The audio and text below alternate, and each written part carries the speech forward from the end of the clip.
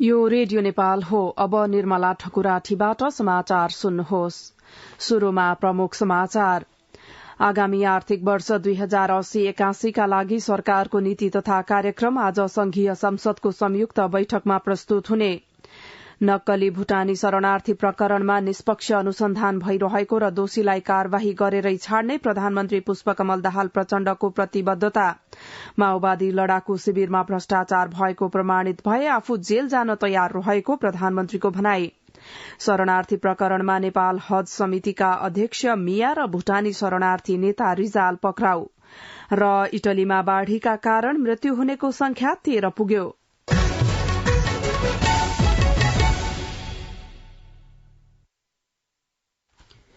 अब समाचार विस्तारमा। आगामी आर्थिक वर्ष 2080-81 का लागि सरकारको नीति तथा कार्यक्रम आज संघीय संसदको संयुक्त बैठकमा प्रस्तुत हुने भएको छ। राष्ट्रपति रामचन्द्र पौडेलले आज अपराह्न 4 बजे प्रतिनिधि सभा र राष्ट्रिय सभाको संयुक्त बैठकमा सरकारको नीति तथा कार्यक्रम प्रस्तुत गर्नुहुनेछ। मुलुक आर्थिक संकटको अवस्थाबाट गुज्रिरहेको अवस्थामा आउँदै गरेको नयाँ आर्थिक वर्षको बजेटलाई निर्देशित गर्ने गरी सरकारले नीति तथा कार्यक्रम ल्याउन लागेको हो। नीति तथा कार्यक्रममा बढ़दो बेरोजगारी र युवा जनशक्तिको विदेश पलायन रोक्न पर्यटन प्रवर्धन, रोजगारी सृजना र उत्पादनमुखी कार्यक्रमलाई प्राथमिकता दिनु अनिवार्य देखिएको छ। सत्ता गठबन्धनको हालै सम्पन्न सर्वदलीय बैठकले नीति तथा कार्यक्रममा जनअपेक्षा पूरा गर्ने विषयलाई प्राथमिकता दिनुपर्ने सुझाव दिएको छ। प्रधानमन्त्री पुष्पकमल दाहाल प्रचण्डले भ्रष्टाचारमा संलग्न दोषीलाई कार्यवाही गर्न सरकार दृढ़ताका साथ लागि परेको बताउनु भएको छ। प्रतिनिधि सभाको हिजोको बैठकमा सांसद शेरबहादुर कुँवर, प्रेम सुवाल, रामहरि खतेवड़ा, विद्या भट्टराई, ज्ञान बहादुर शाही लगायतले उठाउनु भएको प्रश्नको जवाफमा प्रधानमन्त्री प्रचण्डले भूटानी शरणार्थी प्रकरणमा अपराधको निष्पक्ष अनुसन्धान भइरहेको बताउनुभयो। प्रधानमन्त्री प्रचण्डले भ्रष्टाचारमा कुनै पनि अपराधीलाई छूट नदिने भन्दै सरकारले दोषीलाई नछोड्ने र निर्दोष नपर्ने गरी त्यसलाई निष्कर्षमा पुर्याउने बताउनुभयो। प्रधानमन्त्री प्रचण्डले नागरिकता विधेयक 1 महिनाभित्र टुंगोमा पुर्याउने गरी छलफल भइरहेको जानकारी दिनुभयो। सांसद दीपक कार्कीले उठाउनु भएको प्रश्नको जवाफमा प्रधानमन्त्री प्रचण्डले नागरिकता सम्बन्धी नयाँ विधेयक ल्याउने वा राष्ट्रपति कार्यालयमा विचाराधीन रहेको विधेयक प्रमाणीकरण गर्ने भन्ने विषयमा छलफल भइरहेको बताउनुभयो। सांसद कार्कीले नागरिकताबाट वञ्चित नागरिकलाई छिटो नागरिकता दिने गरी व्यवस्था गर्न भइरहेको तयारीबारे प्रश्न गर्नुभएको थियो। प्रधानमन्त्री प्रचण्डले सरकारी विद्यालयमा गुणस्तरीय शिक्षा दिन सरकार प्रतिबद्ध रहेको बताउनुभयो। सांसद ईश्वरी देवी नेउपानेले राख्नु भएको प्रश्नको जवाफमा प्रधानमन्त्री प्रचण्डले विद्यालयको संरचनागत र भौतिक सुधारमा स्थानीय सरकारसँग समन्वय गरी अघि बढ़ने बताउनुभयो। प्रधानमन्त्री प्रचण्डले नेपालमै रासायनिक मल उत्पादन गर्ने सम्बन्धमा सम्भाव्यता अध्ययन कार्य भइरहेको पनि बताउनुभयो। प्रधानमन्त्री प्रचण्डले आर्थिक वर्ष 2079-80 को पहिलो 9 महिनामा नेपाली विद्यार्थी विदेशमा पढ्न जाँदा 67 अर्ब 19 करोड़ रूपियाँ बाहिरिएको जानकारी दिँदै यो अवधिमा 903 अर्ब 39 करोड़ रूपियाँ रेमिट्यान्स प्राप्त भएको बताउनुभयो। सांसद नेउपानेले मुलुकको शैक्षिक गुणस्तरको सुधार, स्वदेशमै रोजगारी सुनिश्चित गर्न सरकारको तयारी र नेपालमै रासायनिक मल उत्पादन गर्ने तयारीका सम्बन्धमा प्रश्न राख्नु भएको थियो। प्रधानमन्त्री प्रचण्डले माओवादी लडाकू शिविरमा भ्रष्टाचार भएको प्रमाणित भएमा आफू जेल जान तयार रहेको बताउनुभयो। बैठकमा सांसद ज्ञान बहादुर शाहीले लडाकू शिविरका विषयमा उठाउनु भएको प्रश्नको जवाफमा प्रधानमन्त्री प्रचण्डले लडाकू शिविरका सम्बन्धमा सबै कुरा छानबिन गर्न सकिने बताउनुभयो। प्रधानमन्त्री प्रचण्डले शान्ति प्रक्रिया र संक्रमणकालीन न्यायको विषय विस्तृत शान्ति सम्झौताको भावना र मर्म अनुसार नै टुंगो लाग्ने पनि बताउनुभयो। सांसद पदम गिरीले सोध्नु भएको प्रश्नको जवाफमा प्रधानमन्त्री प्रचण्डले करको दायरा विस्तार गर्ने र राजस्व चुहावट, राष्ट्रिय पुँजी पलायन, अवैध कारोबारलाई कड़ाईका साथ नियन्त्रण गर्ने नीति सरकारले लिएको बताउनुभयो। सांसद शिशिर खनाल र गंगाराम चौधरीले सोध्नु भएको प्रश्नको जवाफमा प्रधानमन्त्री प्रचण्डले सर्वोच्च अदालतको फैसलाका कारण लाल आयोगको प्रतिवेदन रोकिएको बताउनुभयो। सर्वोच्चको फैसलाका कारण उत्पन्न कानूनी जटिलता फुकाएर मात्र त्यस विषयमा अघि बढ़न सकिने बताउनुभयो। प्रधानमन्त्री प्रचण्डले टीकापुर घटनामा संलग्नको आरोपमा जन्म कैदको सजाय सुनाइएका रेशमलाल चौधरीको विषय छिट्टै टुंगो लाउने पनि बताउनुभयो। नक्कली भूटानी शरणार्थी प्रकरणमा संलग्न रहेको अभियोगमा भूटानी शरणार्थीको रूपमा नेपालमा रहनुभएका भूटानी नेता टेकनाथ रिजाल र नेपाल हज समितिका अध्यक्ष शमशेर मियालाई प्रहरीले पक्राउ गरेको छ। नक्कली भूटानी शरणार्थी बनाएर विदेश पठाउने कार्यमा नेता रिजालको पनि संलग्नता भएको आशंकामा प्रहरीले पक्राउ गरेको काठमाण्डु जिल्ला प्रहरी परिसर प्रमुख एसएसपी दानबहादुर कार्कीले जानकारी दिनुभयो। नेता रिजाललाई काठमाण्डु जिल्ला प्रहरी परिसरमा सोधपूछपछि म्याद थपका लागि काठमाण्डु जिल्ला अदालत लगिएकोमा अदालतले अनुसन्धानका लागि थप 2 दिनको समय थप गरेको छ। नक्कली भूटानी शरणार्थी प्रकरणमा आर्थिक लेनदेनमा नेता रिजालको संलग्नता देखिएको भनाई प्रहरीको रहेको छ।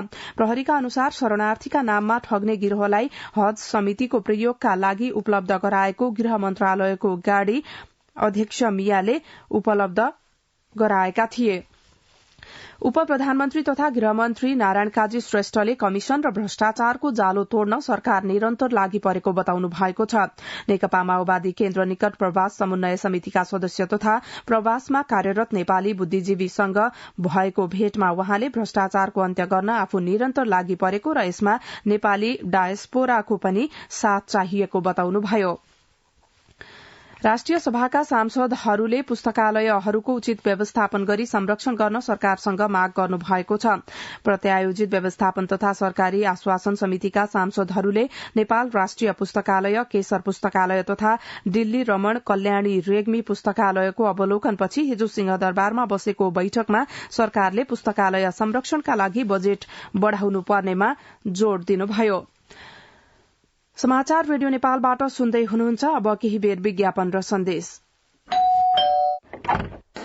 भाउजू दर्शन। भाग्यमानी बाबु, राम्ररी आइपुग्नु भयो नि। हजुर, राम्ररी पुगे। उ चाहिँ मेरो कलेजको बेस्ट फ्रेन्ड। नमस्ते भाउजू। नमस्ते, आउनु न भित्रै। हुन्छ भाउजू। अनि दादा त अफिस गइसक्नु भयो होला है? उहाँ त बिहानै हो। हुन्छ, तपाईहरु फ्रेश हुँदै गर्नु न, म खाना तयार गर्दै गर्छु है। हस् हस् भाउजू। ओए, वाइफाई होला नि, पासवर्ड माग्न। हे, त पनि एनटीसी को सस्तो डे प्याक छदैछ नि। ए हो र? एनटीसी को डे प्याक लिन *1415# डायल गर्न। नेपाल टेलिकम, राष्ट्रको सञ्चार।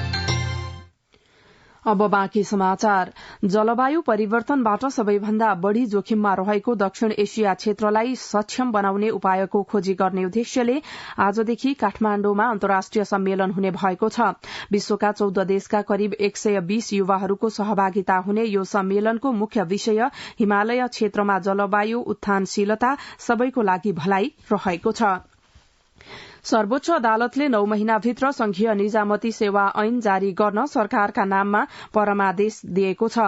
लोकसेवा आयोग र सार्वजनिक संस्थाले गरेको कर्मचारी भर्नाको सूचनामा थारू समुदायलाई आरक्षण नदिएको भन्दै थारू कल्याणकारिणी सभा र अधिवक्ता श्रवण कुमार चौधरीले दायर गरेको रिटमाथिको फैसलाको पूर्ण पाठमा सर्वोच्चले संविधानले तोकेका सबै वर्ग र समूहलाई आरक्षणको व्यवस्था गरेर 9 महिनाभित्र संघीय निजामती सेवा ऐन जारी गर्न परमादेश दिएको हो। अब अन्तर्राष्ट्रिय समाचार। इटालीको उत्तरी इमोला रोमाग्नामा अविरल वर्षासँगै आएको बाढ़ीमा परि मृत्यु हुनेको संख्या 13 पुगेको छ। घटनामा कैयौं मानिसहरू हराइरहेका छन् भने हजारौं मानिसहरू विस्थापित भएका छन्।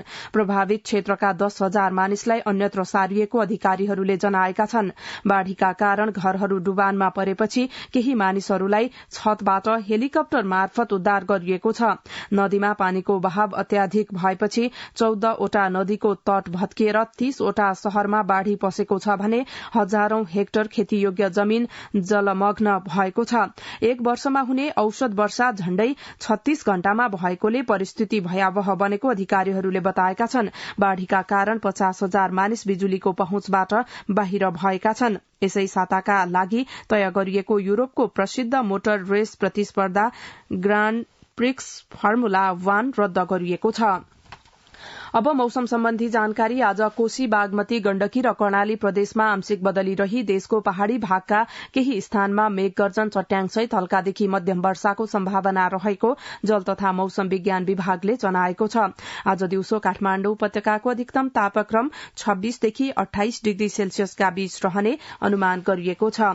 अन्त्यमा यस प्रसारणका प्रमुख समाचार फेरि एकपटक। आगामी आर्थिक वर्ष 2080-81 का लागि सरकारको नीति तथा कार्यक्रम आज संघीय संसदको संयुक्त बैठकमा प्रस्तुत हुने। नक्कली भूटानी शरणार्थी प्रकरणमा निष्पक्ष अनुसन्धान भइरहेको र दोषीलाई कार्यवाही गरेरै छाड्ने प्रधानमन्त्री पुष्पकमल दाहाल प्रचण्डको प्रतिबद्धता। माओवादी लडाकु शिविरमा भ्रष्टाचार भएको प्रमाणित भए आफू जेल जान तयार रहेको प्रधानमन्त्रीको भनाई।